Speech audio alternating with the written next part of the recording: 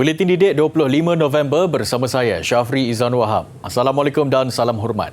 Sebagai usaha menggilap bakat dan potensi murid di seluruh negara, khususnya dalam bidang kesenian, Sekolah Seni Malaysia SSEM ditubuhkan di bawah bahagian sukan, kokurikulum dan kesenian Kementerian Pendidikan KPM. Sekolah yang berkonsepkan sekolah berasrama penuh SBP itu juga mengikut aliran arus perdana sama seperti sekolah biasa. Menurut Ketua Penolong Pengarah Unit Sistem Aplikasi Dalam Talian, Sektor Pengurusan Sekolah dan Kemenjadian Murid, Bahagian Sukan, Kokurikulum dan Kesenian KPM, Zuraini Abu Hassan, terdapat 4 bidang seni yang ditawarkan di sekolah tersebut. Terdapat 4 bidang kesenian di seluruh sekolah seni Malaysia, iaitu bidang teater, bidang muzik, bidang tari dan juga bidang seni visual.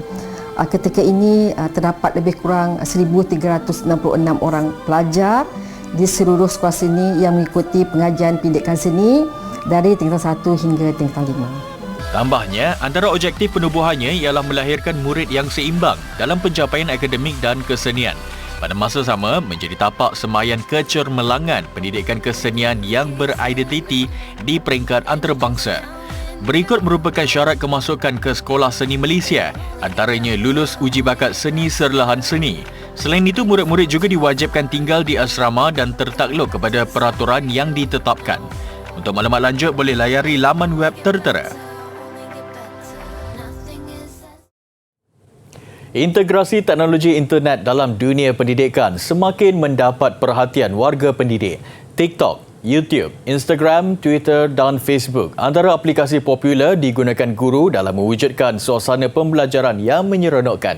Justru ibu bapa perlu memiliki ilmu berkaitan dengan teknologi, membantu dan membimbing anak-anak memanfaat media dan teknologi secara positif.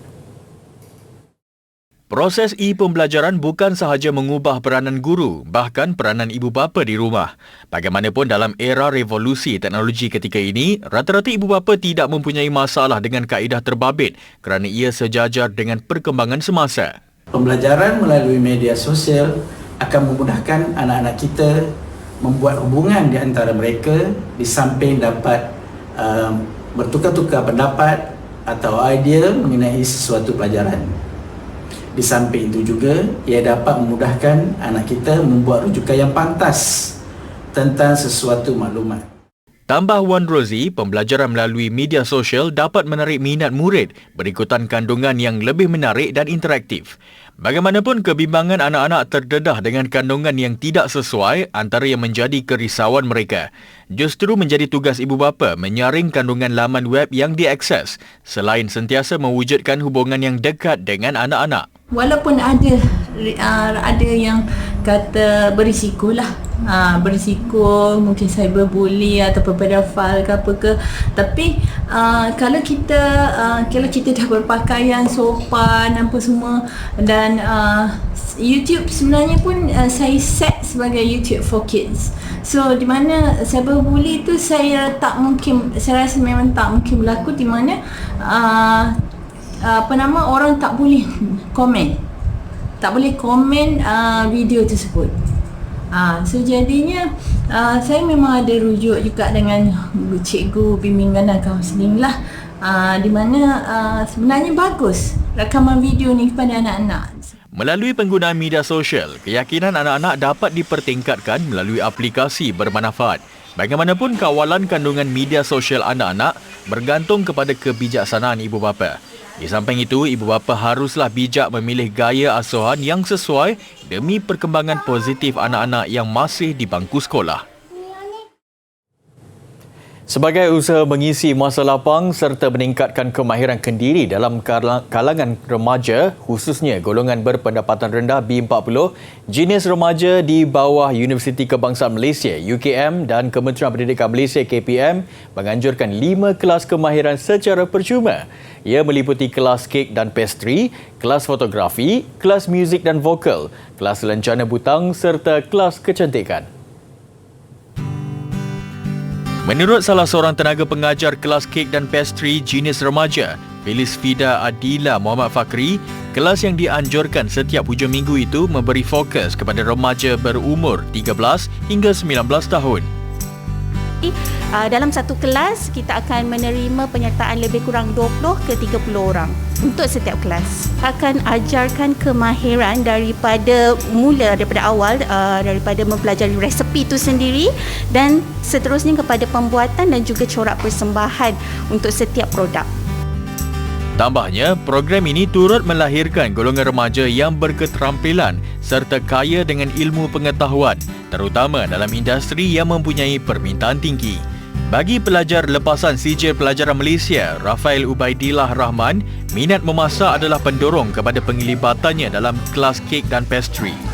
Saya masuk ni memang cikgu-cikgu memang mengajar saya daripada first.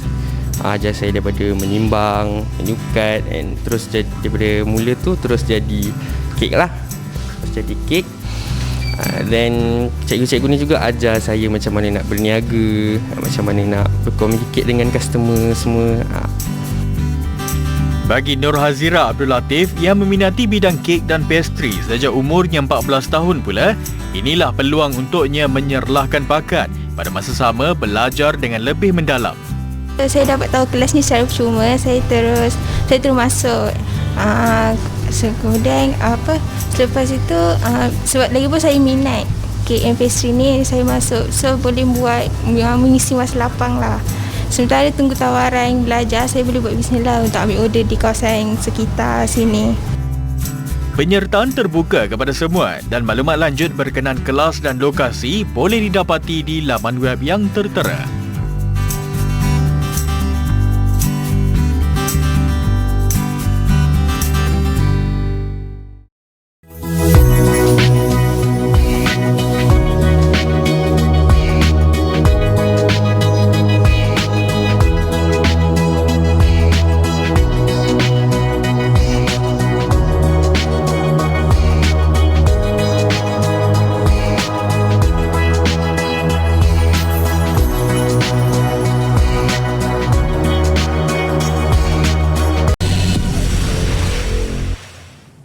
Kit ujian pantas RTK yang menggunakan sampel air liur kini dijual pada harga RM4.90 selari dengan usaha kerajaan mengekang penularan jangkitan COVID-19 dalam kalangan masyarakat.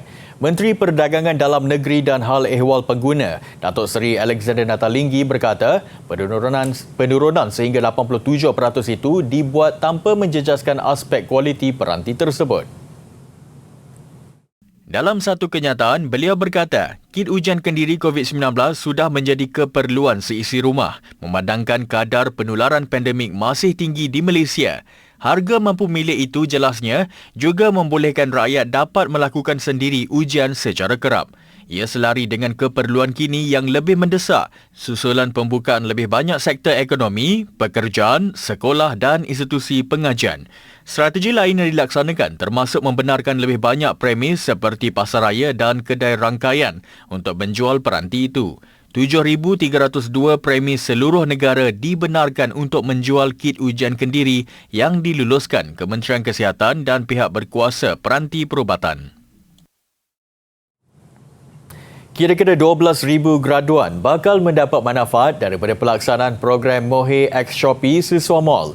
Program kolaborasi strategik Kementerian Pengajian Tinggi KPT dan Shopee Malaysia itu menyediakan latihan dalam aspek e-dagang serta kemahiran berniaga secara dalam talian kepada graduan Institut Pengajian Tinggi sekaligus membentuk golongan usahawan digital masa depan. Menteri Pengajian Tinggi Datuk Seri Dr. Noraini Ahmad berkata, usaha membentuk lebih ramai usahawan dalam kalangan pelajar dan graduan IPT adalah berpandukan Pelan Tindakan Keusahawanan Institusi Pendidikan Tinggi 2021-2025. Ia merangkumi 10,000 graduan IPTA dan IPTS serta 2,000 graduan Politeknik dan College Community dari 2019 hingga tahun ini. Dalam hubungan ini, Shopee Malaysia telah dilantik untuk menyediakan latihan keusahawanan dan platform perniagaan dalam talian kepada graduan.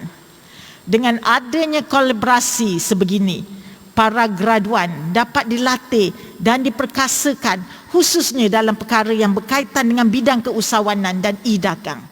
Tambahnya, setiap pelajar yang berjaya dilatih di bawah program tersebut dan memulakan kedai di Shopee akan turut menerima pakej bantuan usahawan siswa yang disalurkan KPT seperti baucer kedai dan kredit iklan.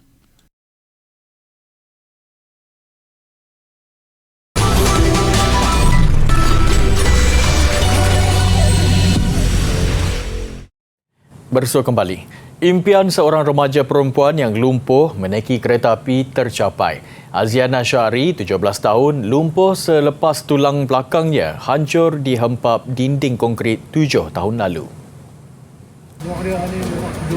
Aziana yang ditemani ibunya, Fatimah Hashim, dibawa menaiki kereta api dari Sungai Petani Kedah ke Batu Werf, Pulau Pinang menerusi program KTMB realisasikan impian Aziana menaiki tren.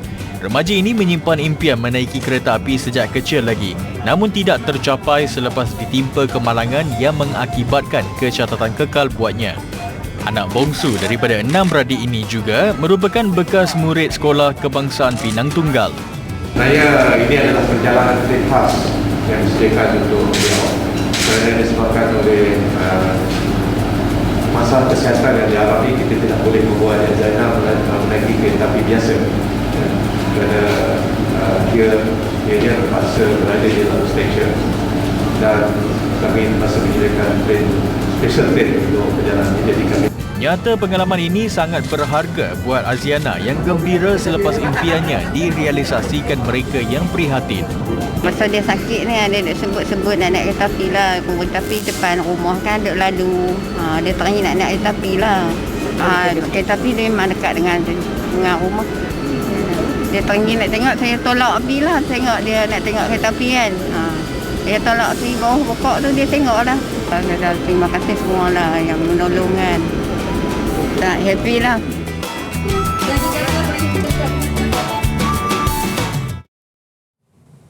Sepakat membawa berkat. Pepatah Melayu itu menjadi pegangan sebuah komuniti perumahan di Gombak Setia Selangor dalam mewujudkan sebuah kebun lestari di belakang rumah. Kebun kecil yang diusahakan itu turut mendapat perhatian orang ramai untuk menikmati pemandangan hijau. Inisiatif mewujudkan kebun lestari ini bermula daripada usaha sepasang suami isteri, Iqmal Fajri Daniel dan Aida Haniza Adnan di kediaman mereka.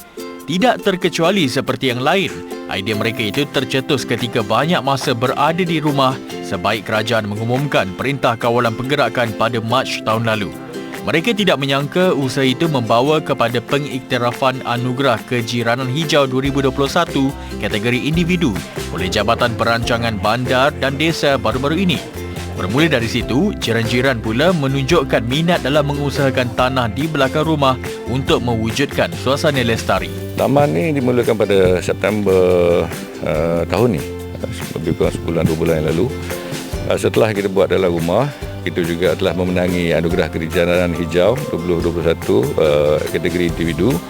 Jadi kita kembangkan sikit konsep taman kita ni ke rumah belakang. Di belakang saya ni berjiran dengan Akak Mazwin ni. Okey, jadi kita buat ini dulu. Bila kita dah siap, jiran-jiran yang lain menunjukkan minat dan bersetuju untuk kita kembangkan lagi. Taman ini juga dibina dengan perancangan rapi tanpa mengganggu sistem pengurusan sisa kumpulan dan kecemasan seperti kebakaran. Pelbagai tanaman diusahakan, antaranya sayur-sayuran, buah-buahan, pokok bunga dan herba. Taman berkenaan juga diindahkan dengan dekorasi sudut info bagi berkongsi ilmu serta usaha lestari seperti tong gitar semula dan tadahan air hujan. Kerjasama tu sangat saya mengagumkan lah, because kita semua ramai yang tak bekerja juga. So bila ada kelapangan, kita akan bantu. Even plot yang lain lah, jiran lain pun kita akan treat as plot kita juga. So kita buat sama-sama. Even menanam, membaja kan, semua kita buat sama-sama. Kita tak berkira lah yang tu. So I rasa macam we have come to be a big family. Itu yang sangat seronok tu. Di situ orang kata membawa ketenganan kepada jiwa saya lah. Alhamdulillah kan, orang kata daripada dapat hasil ni pun kan kita dapat mengenali jiran antara satu sama lain. Padahal saya duduk sini dah lama, jiran-jiran pun kadang tak bertegur siapa kan. Jadi bila dah bermula kita buat taman ni, bercocok tanam ni, baru kita kenal siapa nama jiran kita, baik depan, baik belakang, kiri, kanan. Alhamdulillah. Hasil muafakat ini menjadikan kawasan mereka sering dikunjungi orang ramai yang sukakan tanaman serta pemandangan hijau. Anggota kumpulan Blackpink dengan jumlah pengikut paling ramai di media sosial, Lisa, selebriti terbaru yang positif COVID-19. Berita itu dimaklumkan oleh agensi YG Entertainment semalam. Penari dan penyanyi rap kelahiran Thailand itu bagaimanapun berada dalam keadaan baik dan tidak menunjukkan sebarang simptom. Status kesihatan Lisa itu dimaklumkan sebelum dia dijadualkan menjalani rakaman sebuah video. Susulan itu 3 lagi anggota Blackpink, Jisoo, Jennie dan Rose segera disaring dan didapati negatif.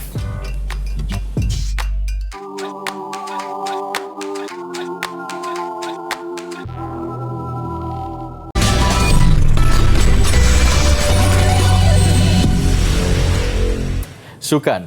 Kejohanan hoki Piala Dunia Remaja di Bhubaneswar, India. Selepas lulus ujian pertama pada aksi sulung kumpulan A menewaskan Chile 2-1 semalam, beberapa kelemahan perlu segera diatasi barisan remaja negara menentang lawan lebih sukar jago Eropah Belgium esok.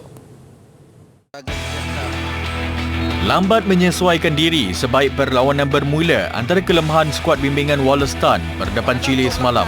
Mujur Chile yang tampil selaku juara zon Amerika 2021 gagal memanfaatkan peluang awal yang terhidang. Jentera serangan skuad negara juga perlu bijak menyempurnakan kesempatan kerana berdepan Belgium esok. Situasi pasti berbeza. Selepas rehat, barulah Malaysia memperagakan permainan lebih tersusun. Hasilnya, pada minit ke-34, susulan pukulan sudut penalti, skuad negara di depan menerusi jaringan Muhammad Kamarul Zaman Kamaruddin. Juga menerusi pukulan sudut penalti 9 minit berselang, Sharman Mati menjaringkan gol kedua pasukan remaja negara. Namun kelekaan pada minit-minit akhir permainan membolehkan Chile menjaringkan gol sagu hati menerusi pukulan sudut penalti Sebastian Walensky. Apa yang pasti, Malaysia perlu lebih berwaspada menentang Belgium esok yang memulakan kempen kumpulan A dengan penuh bergaya menundukkan Afrika Selatan 5-1.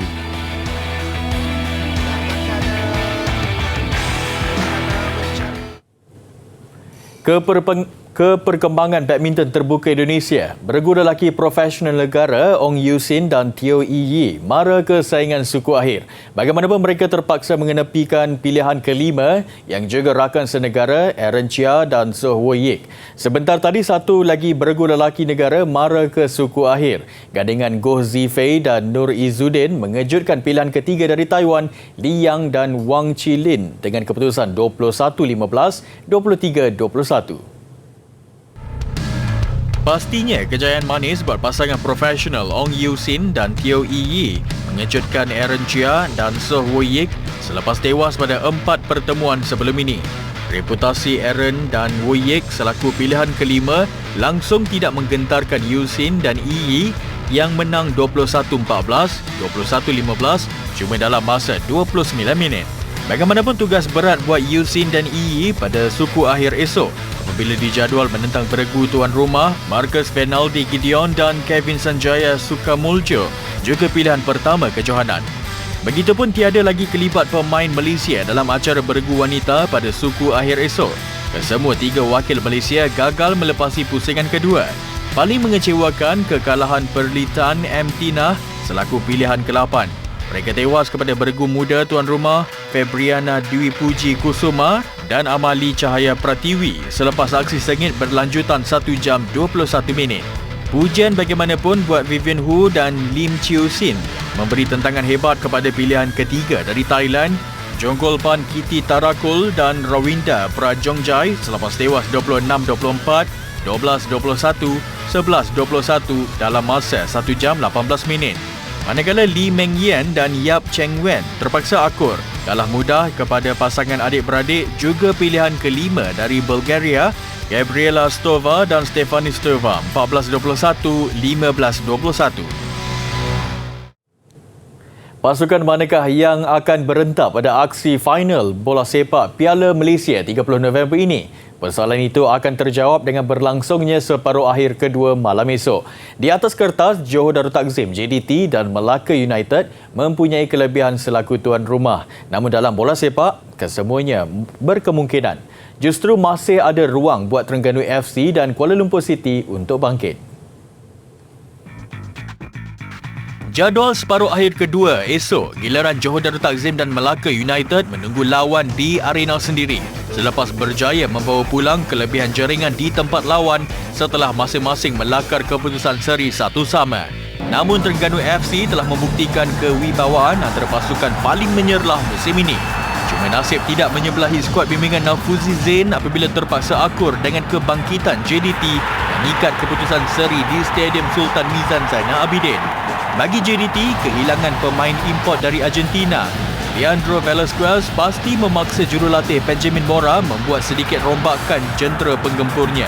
Mora jelas sedang mencari kombinasi terbaik untuk menafikan kebangkitan Terengganu FC.